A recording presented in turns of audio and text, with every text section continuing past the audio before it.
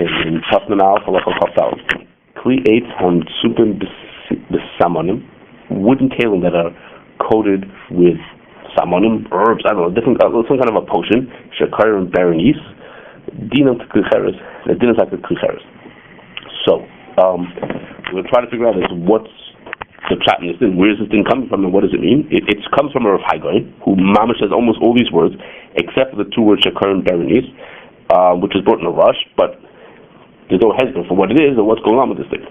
So the first thing is that I was trying to figure out this word Varnished means, because I'm trying to figure out what this whole thing is. So I looked in the English Mishnah Berurah to see how they translated this word. I think maybe they have some kind of explanation, and they translated the word to be varnish. Okay, the varnish on the wood. And then when I looked into it, from the very holy Wikipedia, says that the etymology of the word varnish, okay, comes from the word Varnished, okay, which is the Greek name of the city where they think that varnish was first used. Okay, so the word over here, where if you look over here, you say, you can see the it's varnish. Varnish. It's not varnish. It's the Varnished that it says here is closer. It has a samach at the end of it, not a sin. It's closer to the real word than our word varnish. But yeah, that's what it means. So it's a varnish. Okay. So it's a varnish. Okay, what is varnish? What is a varnish made of? So varnish is made primarily from, or it used to be made, the traditional way to make it is from resin, which is you take like a sap or something else out of a tree, and you, that eventually what's going to happen is that's going to harden on the outside of your wood, to give a clear coating over the wood to protect it, that things don't get through it.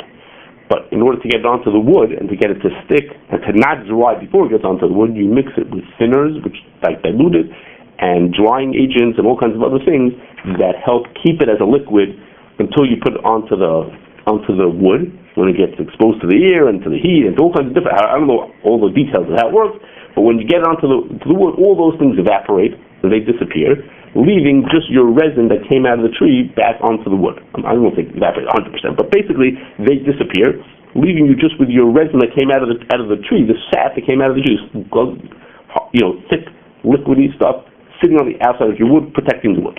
Okay, very nice. Okay, so now we know what varnish is. Okay, now you're as smart as I am. That what varnish is. So why is it Kashrus? Okay, it says here, what's the reason? Why should this stuff, this coated piece of wood can be Kashrus? Why should this varnish be Kashrus?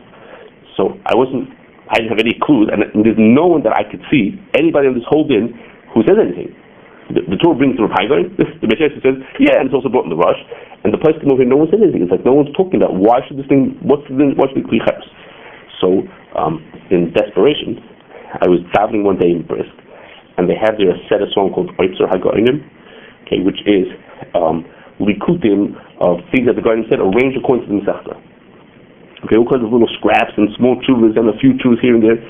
So I looked in there, in this place in Masechta Pesachim, where it is. So it brings up Haigai with the exact same words. Okay, which it may have even just been taken out of the Torah. I don't know how much where these things come from to get into the Sefer.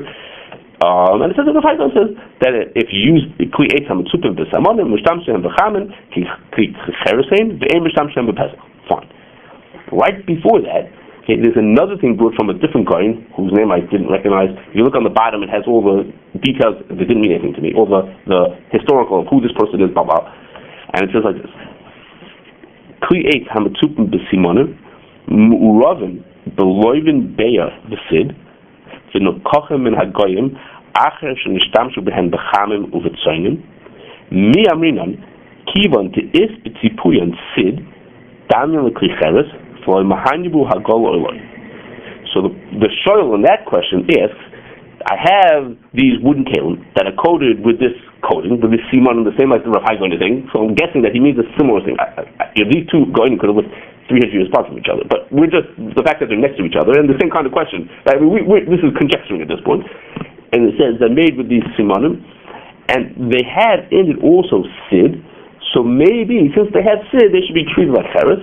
And the answer to that question is yes, they're treated like cheres because they are treated like cheres. Okay, so now we're conjecturing that they're the same just because they're put next to each other, but they seem to be a similar question. And he says, at least in the first two, it says that the reason why it's cheres is because it has Sid in it. Okay, well, why should Sid make it? What's the shaila? Why should Sid make it be like a Kashrus? So what's Sid? Sid is limestone or plaster, which is the same thing. Plaster is you take limestone or gypsum, okay, certified gypsum, and you mix it with this water and some sand and stuff like that, and you put it onto something, and it hardens and it becomes into like a plaster, like the walls are made out of, or like that you plaster something with. Okay, again, it's the same kind of thing. You take this stuff from the ground, you mix it with some kind of a liquid to keep it liquidy until it gets onto the thing, and then it hardens onto there and it stays there.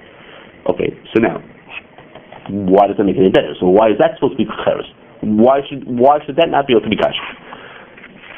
In fact, if you look back in Halacha Ches, we had it over there that things like this that come out of the ground are able to be Kashrus. Okay, so at this point, I got a little nervous because there's a very simple answer to this question. Okay, the only problem with my answer is that it's very scary. And the answer is that if you look in Halacha Ches, the halacha that talks about klei adam, the things that come out of the ground, the Torah lists metals as being able to be kasher, and cheres that can't be kasher. What about things that come out of the ground? Wood and stone. Well, I wouldn't say wood, stone and klei adam, things that come out of the ground. So there's three. The Shulchan says it can be kasher. Okay, there's really three shittas in the Torah. There are three shittas that whether it can be kasher. The first shitta holds they don't absorb at all. They don't need to be kasher. The second shita holds, which is what the din is, that they do absorb, but they can be kasher. And the third shita holds that they absorb, but they're like cheres and they can't be kasher. That's the third shita. We pass like the middle shita. Okay. Well, who is the third shita? Okay. The third shita in the Torah, who says that they absorb and they can't be kasher, is from a tshuva from the Gaonim written to Rav Hai Gaon. Okay. The tshuva was written to Rav Hai Gaon to say that klei adam will absorb from the ground.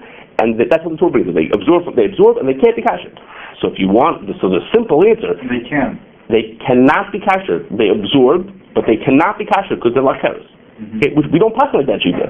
But that was the tshuva written to Rav Hai Gaon. He said, "Can you kasher?" And they wrote back to him, "No, it can't be kasher because it absorbs and it's like cheres." So the simple answer why Rav Hai Gaon holds that the varnished wood can't be kasher either because the varnish itself is the resin. It comes out of the ground. That's what it is. It comes out of a tree. It just comes out as is and you put it on. Or if we want to say like the other tshuva that it's like plaster. That the plaster comes out of the ground. Whichever. At this point, you don't have to say like that other tshuva that was there that said that there's plaster mixed into it who made more details to the question.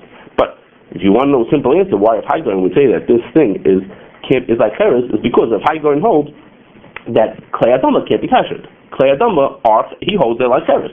So you said to Rav Hai Gaon, can you kasher? He said, no, it's like cheres. So you're saying a tree is like klei adama? Yes, klei adama means things that come out of the ground, like a natural resource. They just come out of the ground and use it as is. Everything comes out of the ground. I mean, what else comes out of the ground? Right, so wood is a separate thing. Like those lights. Okay. That's what you're saying. Okay, so I'm not sure how those Rishonim will hold that klei adama can't be kasher. How they know that wood is different? Okay, how do they know that wood is supposed to be different? I guess there's like plastic also comes from the ground, right? Petroleum. This is actually a shame about that plastic. Whether it's makabel tumah, maybe it should be like klei adama. Okay. So I don't know how you group things by which things are klei adama like that. I'm not sure, but the simple answer is going to be that the reason why it was to him he said this stuff is also is because with klei adama. Yeah, that's all very nice. What's scary about that is because we don't pass like Rav Hai Gaon. We don't pass like that shita that says that things that klei adama can't be kasher. We don't hold it like cheres. But if you ask Rav Hai Gaon to him, he doesn't explain it. There's no explanation. He said, "Is it kasher?" He said, "No, because it's like cheres." Or the other person who asked the other one of the going to Mishayla, he says, "Can the kasher that has limestone in it?" Which that's for sure klei adama. Plaster and gypsum. The shmamos comes out of the ground. Yes, it just comes right out of the ground, and so that stuff that comes out of it. So that's a shul klei adama. So he said, "Are you allowed to kasher because it has klei adama in it?" And he said to him, "No, you're not allowed to because it has sidney. You're not allowed to kasher it." So to him was an obvious answer. There doesn't need any explanation. So what's scary? The scary is how come in Shulchan Aruch it's written over here? Yeah. So how could the Machaber say over here that these things don't be kasher if it's only because it's Rav Hai Gaon l'shitasen that he holds that you can't kasher klei adama? What does that have to do with us? We don't pass like Rav Hai Gaon. But what's the word scary? What do you think is scary? Well, what is the ramification? What the ramification is to say is that if you're saying is that the Tur and the Beis Yosef and the Mechaber are like writing over words that don't mean anything to them. They just write, just like when I saw it in first, I said, what is this stuff? I don't know what it is. Says you can't catch it. I have no idea.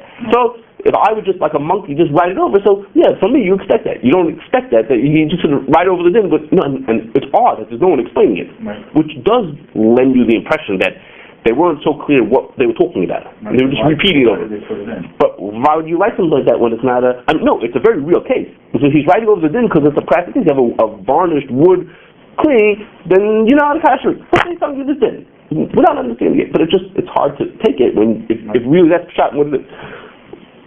Okay, so now I have a bunch of bad answers to the question as to why it can't be Kashering, but none of these are very satisfying. Okay, to me, this is the clearest answer. I don't know what to do with it. How are you going to give a different reason why it can't catch? Yeah, well, I'm going to give you a bunch of reasons, but none of them are going to be very good. You'll hear what I have to say. I'm saying this answer to me is a good answer. Still not satisfied. No, I'm not satisfied at all. But the other answers you could say, well, if it's covered with the varnish, maybe it's fragile and it can't handle the heat of Kashering. Maybe if you put it into Kashering, the stuff will melt or something will get ruined by putting it into boiling water. Of course, what's wrong with that is that it's not cheres. That you can't catch the things if they're going to get ruined, but that doesn't do with cheres. Or maybe you'll say is maybe varnish. Now varnish is a very solid seal on something. So maybe you'll say that the varnish, the Gemara says cheres, it doesn't say that cheres absorbs a lot. It says the cheres absorbs and doesn't give it back. It doesn't give it back. It like holds on to what it absorbed.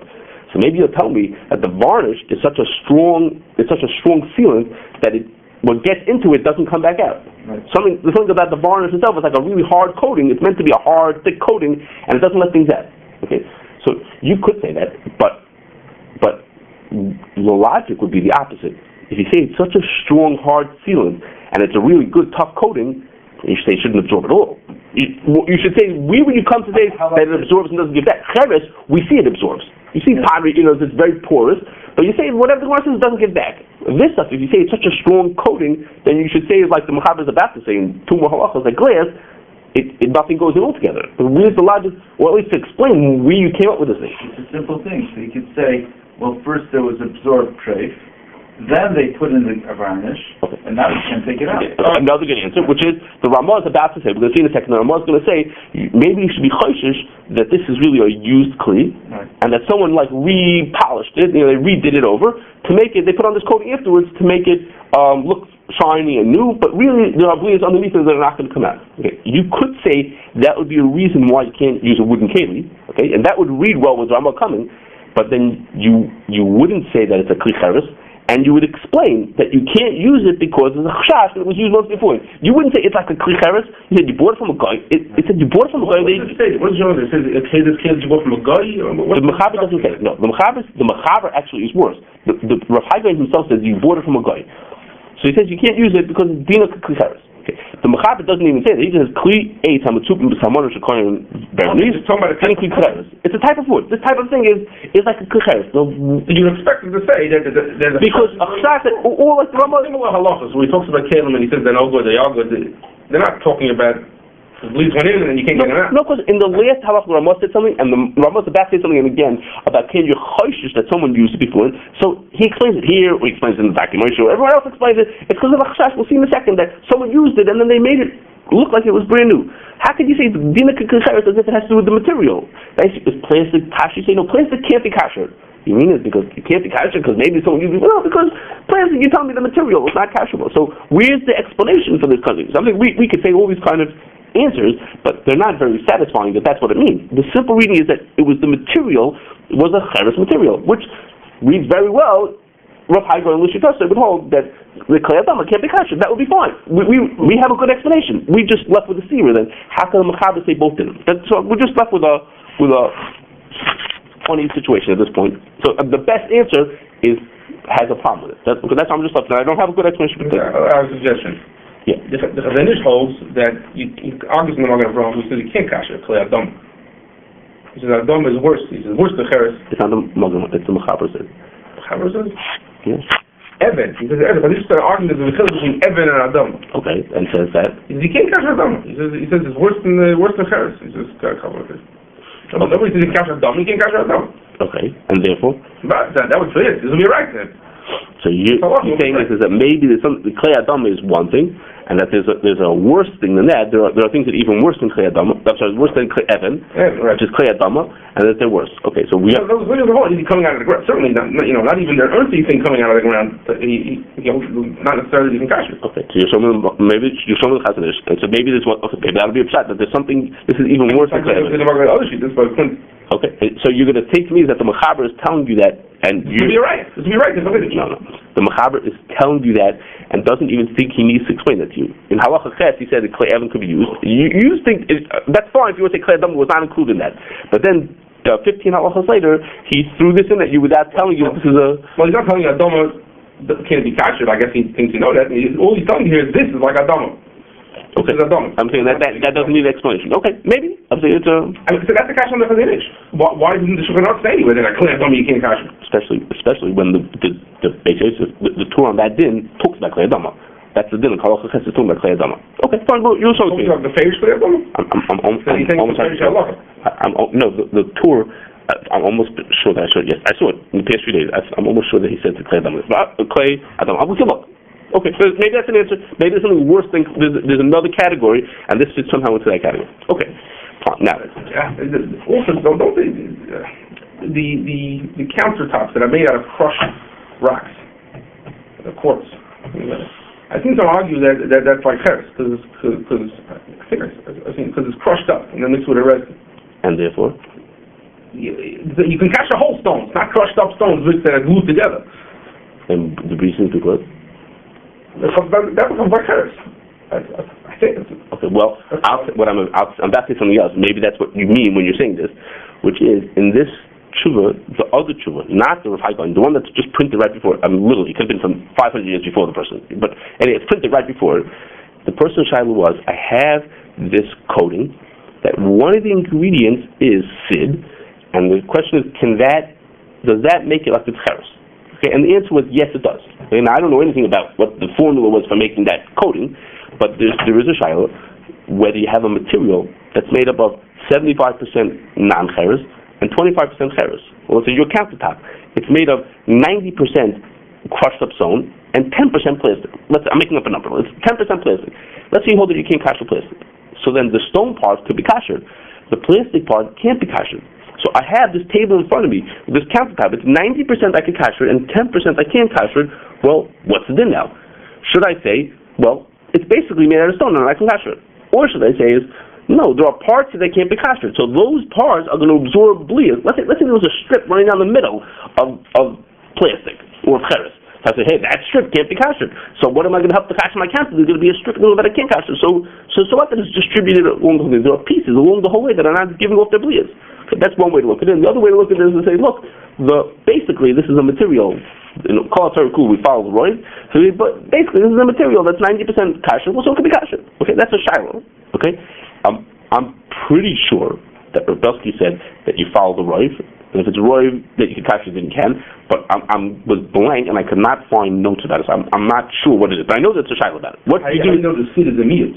What? I don't. No, I'm just using it as just a way to tell you that the person shiloh was, I have this coating with a lot of sam on him, and it has also in the loiv and beya and sid. So does that ruin it? And the answer to that was yes, the sid ruins it. So that is to say, sid was only one part of the coating. Okay, it has to do also with that Magen Avraham about bricks, because bricks also are not completely Kashrus. Whatever. That's it. Whatever. There's shilohs to this. So there's I'm saying this has something to do with that shiloh.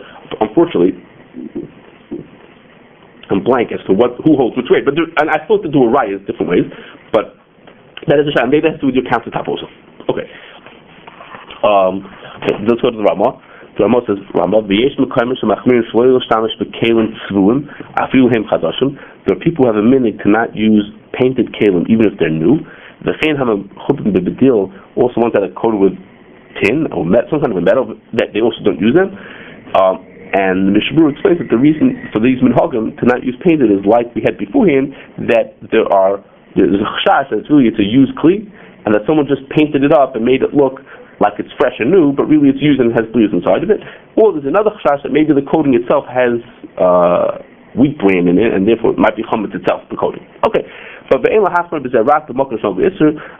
if you have such a meaning, fine. If not, you don't have to be Kashrus like on it. That's what the Ramah says. This din this Ramah is negated us in a completely different way, which is that most people don't buy used pots and pans. Okay, that's not a normal thing that people buy that. But plants do it all the time. They buy plants. We were in a place together, and they said it's Beshita. Beshita, they only buy. Maybe it was us together. Beshita, they only buy used equipment. Yeah, okay. What? Maybe it was much. They Beshita buy it, and even if they don't do it Beshita, but people for sure do it. There's for sure people who that's what's available. When the machine costs $50,000, you buy a used one and you get it for cheaper. So that's just something that's on people's mind, or the company is supposed to know that they have to tell you when they buy something new, because if it's used, then it needs to be kosher, or whatever it has to be done to be, or find out what its history is. Sometimes the place came from, it's also kosher, whatever it is, someone has to keep that in mind. Okay, and I also just want to mention, I forgot to mention last time, that he's talking about ones that are painted. When I'm mentioning the painted kalim, I forgot to mention that pots, nowadays when you buy a pot that looks like it's painted, okay, in many cases it's really not painted. Okay, because really painted you could kasher. Something that's painted can be kasher, but sometimes it looks like it's painted, but it's really porcelain enamel. That the coating that's on outside of it is really a glass coating, which was the din from before, and I forgot to mention it. Those can't be kasher. Okay, sometimes they look like they're painted, but they're not. They're really not painted. Okay, I want to do the next halacha, whatever. Just because there's not so much say there, we'll just go through it. Call klei hashiyah halacha. Call klei hashiyah, or drinking things that you drink from. Bein sluchias, bein kaisers. I don't know what the difference is. Two different kinds of cups. Mutar and b'shtifa. You could use them on Pesach just by doing shtifa to them. And the Mishnah Berurah tells you to look someplace else, where he explained that shtifa doesn't mean rinsing it out. Even though the word literally means to rinse it out, it means first you have to scrub it, and then you have to rinse it out. Scrub it means to get it completely clean, and then rinse it out. Okay? So you have to clean it well. But that's okay. No hot kashering. Bein shel schulchas, whether they're glass, bein shel eight, bein shel matzos, bein shel cheres, whether it's wood or metal or cheres, doesn't make a difference. Alpha pi shel pa'amim noisim behem lechem cham. Even though sometimes people put hot bread into their cups. Okay, I don't know, but okay. Nowadays we have different chashas of what you might put hot into it. But here you're putting in hot bread means it's even a double gush. So I don't know what the Mechaber holds about double gush, but it's as bad as it can get. You got a hot piece of bread being put into there. Since the main way that you use it is only with cold, sagi b'shtifa, it's good enough to just rinse it out. The Mechaber is reminding you of his shita that you follow right tashmishay. And since the main way you use this cup is cold, therefore you just have to treat it kasher like it was cold. And the way you kasher from cold is that you clean it out well, get rid of the be'en, and you're finished. Okay? And the Mishnah Berurah reminds you that you should just remember that you can only use follow right tashmisha if the clean ain't ben yoymoi from one of those hot uses. Okay, so it has to be that within the last day before Pesach you didn't use it for hot bread. Okay. So we don't talk about the Ramah doesn't say Haga. Miu yesh machmirim umatzmirich hagala. There are those who are machmir holding the hagala because the Ramah holds that you don't follow right tashmisha. The meaning is that we follow me tashmisha, that you're choshesh for me tashmisha. And the Mishnah Berurah reminds you here also what the Ramah says, which is that it's only a lechatchila to do that, but if it doesn't say it, but in the Shas HaChak, then the person could be samach on right tashmisha, which is ikar hadin. That's the ikar hadin. Fine. What I want to point out is that it's easy to miss. There's a Mishnah Berurah and more in the Shire King here, which is a huge cooler, which is hard to understand, but it's a huge cooler from the Shulchan Aruch. Okay, which is like this. The Ramah says if you have these cups that were used occasionally, someone put a hot piece of bread into it. So he says you have to do hagol to them because they became treif. Fine, you have to do hagol to them. So the Mishnah Berurah says from the Shulchan Aruch, he says you could also do milu b'irui. You don't have to just catch it with hagol. You can catch it with milu b'irui. So the Sharatin says, "Well, what's going on here? Why do milu b'irui? The din of milu b'irui that you let it sit for 3 days only works for cold blias. It only works for blias of kavush, meaning of cold blias of kavush, and even then it's only on specific yisurim. But chametz before Pesach is one of them. It works for chametz before Pesach that was absorbed as cold kavush. So if you have a cup that there's a chash that you use it for kavush, let's say you might have left a pitcher in the refrigerator, and you might have left beer in that, some kind of chametz drink in that pitcher for 3 days. So you would kasher that with milu b'irui. But how does it help for this case where the Mechaber says specifically that the chashash is that you put hot bread into it? It's not covered, that's the beauty of hot. So what do you do with doing Milu V'Iri? Milu V'Iri doesn't work for blias that were hot. So the Shire team says, no, it must be that the Kli is Ein Binyamin. The Kli is already is Ein Binyamin. So it's already one reason to be makel. And Milu V'Iri takes out a certain amount of blias. And it was right Tashmisha, it didn't need to be kashed altogether. And even in the cold blias, it's usually not covered even anyhow. There's not almost no blias in this thing. So somehow we're matar all these things together, and we could say that you could do Milu V'Iri, okay, which is very hard to understand. When you say I'm choishish and tashmisha means I'm saying I've been choishish that it was used for the times that it was used with hot bread. So for that chashash, what you're doing doesn't do any good. Don't tell me that, but it was usually used that way. I'm being choishish for tashmisha. So I'm being choishish for tashmisha. So what am I doing with the Milu V'Iri? Doesn't. But he says it's just a tier of a bunch of things, and the Shulchan Aruch he says so. The Mishmur just brings it as is. You could go right past it, but he just says that you could do Milu V'Iri. The Shire is not so thrilled. So what do we do with the pile? I would be apprehensive to tell someone to be makeup because of that. But if someone was stuck, if a person was in a difficult situation, the truth is, if you're really stuck, you follow Reb Tashmish, you don't cash it at all. We don't have such an application. I don't know why. We don't put certainly not this. We don't put no hot bread in our cups. No, but we do. There are plenty of people who use their cups for cold all the time, and once in a while they'll put a hot drink into it. Now, do we have an example of this? That a guy uses a cup. Reb Tashmish is cold. He doesn't have a dishwasher. It's not like he's going to wash it every time in the dishwasher. But basically, he uses it for cold. And once in a while, he'll put in a hot cocoa into it. Does it happen? Yeah, it happens. But basically, these are my drinking cups that I drink for cold.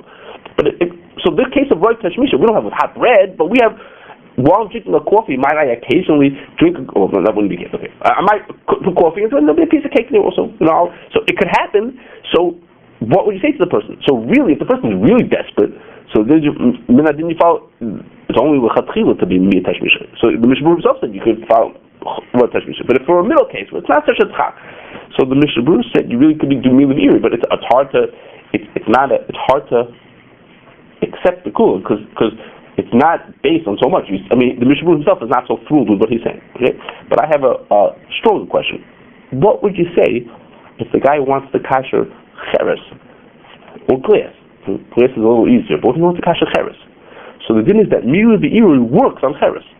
Milu V'Iri, it says, works on cheres. So Milu V'Iri works on cheres? Yeah, Milu V'Iri works for blias of cheres, blias into cheres. Like Libun? Like Libun works on cheres, Milu V'Iri? No, just like Hagala works on cheres if the blia was through coverage. For the especially surim, that Milu V'Iri works, you can do Milu V'Iri or Hagala. You can do Kasher Haylat.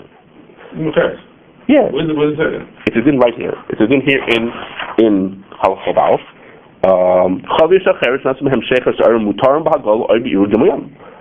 Okay, and it's brought in Yeridei also. That you can do. We do Milu V'Iri. You can do it also. One second. So our cheese brine tank in that company.